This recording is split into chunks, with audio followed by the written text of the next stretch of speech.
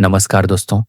आज हम बात करने वाले हैं एक ऐसे इंसान की कहानी जिनके बिना आज के मॉडर्न कंप्यूटर वर्ल्ड का सोचना भी मुश्किल है। जिन्होंने एक ऐसी प्रोग्रामिंग लैंग्वेज बनाई जिसका असर आज भी हर मोबाइल, कंप्यूटर और सॉफ्टवेयर में दिखाई देता है। उनका नाम है डेनिस रिची और उन्होंने बनाई थी दुनिया की सबसे पावरफुल और पॉपुलर लैंग्वेज, सी लैंग्वेज। डेनिस रिची का जन्म 9 सितंबर 1941 को ब्रॉन्क्सविल, न्यूयॉर्क, अमेरिका में हुआ था। उनके पिता एलिस्टर ई रिची बेल लैबोरेटरीज में साइंटिस्ट थे और शायद वहीं से डेनिस को कंप्यूटर साइंस में इंटरेस्ट मिला। उन्होंने हार्वर्ड यूनिवर्सिटी से फिजिक्स और अप्लाइड मैथमेटिक्स में डिग्री ली और कॉलेज के दिनों में ही उनका इंटरेस्ट कंप्यूटर प्रोग्रामिंग और सिस्टम्स डिज़ाइन में बढ़ने लगा।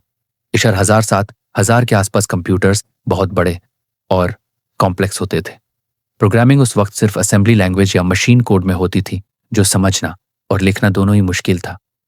हर मशीन के लिए अलग कोड लिखना पड़ता था और ये एक बहुत टाइम कंज्यूमिंग प्रोसेस थी। इसी समस्या को सॉल्व करने के लिए डेनिस रिची ने एक ऐसी लैंग्वेज बनाने का सोचा जो सिंपल भी हो, पावरफुल भी हो और हर मशीन पर चल सके। 1960s के दौरान डेनिस ने बेल लैब्स ज्वाइन किया और वहां उनकी मुलाकात हुई एक और जीनियस साइंटिस्ट केन थॉम्पसन से।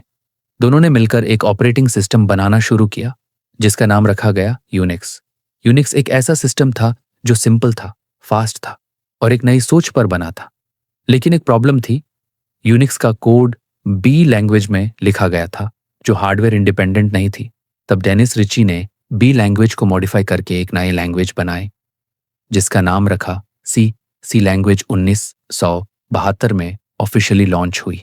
इस लैंग्वेज ने प्रोग्रामिंग दुनिया को बदल कर रख दिया। ये एक मिडिल लेवल लैंग्वेज थी, मतलब ये मशीन के करीब भी थी और हाई लेवल प्रोग्रामिंग जैसे फीचर्स भी देती थी। सी लैंग्वेज ने प्रोग्रामर्स को हार्डवेयर के साथ डायरेक्ट इंटरेक्शन का कंट्रोल दिया और साथ ही कॉम्प्लेक्स एप्लीकेशंस लिखने का फ्रीडम भी। सी लैंग्वेज की एक खास बात ये थी कि ये पोर्टेबल थी, मतलब एक बार लिखा गया कोड अलग मशीन्स पर भी चलाया जा सकता था, बस थोड़ा सा कॉम्पिलेशन डिफरेंस होता था।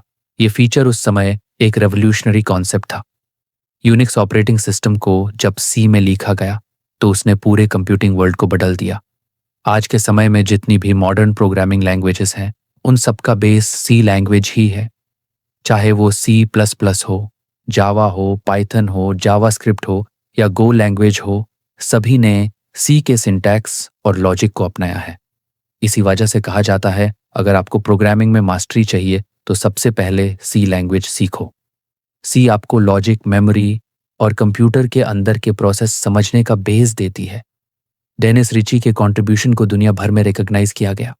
1913 में उन्हें केन थॉम्पसन के साथ मिलकर ट्यूरिंग अवार्ड मिला जो कंप्यूटर साइंस का सबसे बड़ा सम्मान है। 1999 में उन्हें नेशनल मेडल ऑफ टेक्नोलॉजी से भी सम्मानित किया गया। ये दोनों अवार्ड्स उनकी महान सोच और उनके बनाए हुए काम के लिए दिए गए। उन्होंने एक बार कहा था, C is quirky, flawed and an enormous success.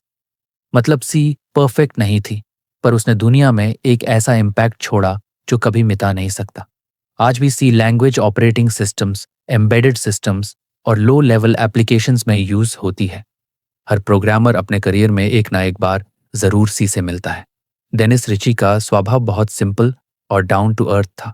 उन्हें कभी फेम या स्पॉटलाइट में रहना पसंद नहीं था।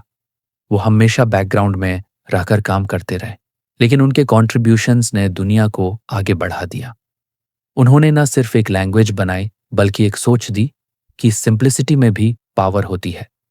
2011 में जब डेनिस रिची का निधन हुआ तो दुनिया के कई बड़े टेक्नोलॉजिस्ट्स ने उन्हें याद किया। एप्पल के को फाउंडर स्टीव जॉब्स और माइक्रोसॉफ्ट के फाउंडर बिल गेट्स जैसे लोगों ने भी कहा कि उनका वर्क मॉडर्न कंप्यूटिंग का बेस था। उनका जाना एक शांत लॉस था क्योंकि उनके बनाए आइडियाज आज भी हर डिजिटल डिवाइस में जिंदा है।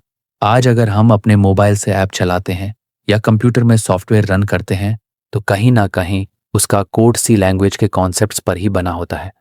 सी ने सिर्फ एक लैंग्वेज नहीं दी बल्कि पूरी प्रोग्रामिंग दुनिया को एक फाउंडेशन दी।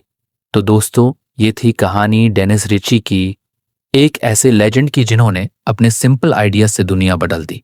अगर आप प्रोग्रामर बनना चाहते हो तो सी लैंग्वेज से अपनी जर्नी शुरू करो क्योंकि ये आपको लॉजिक और रियल कंप्यूटिंग दोनों समझा देगी।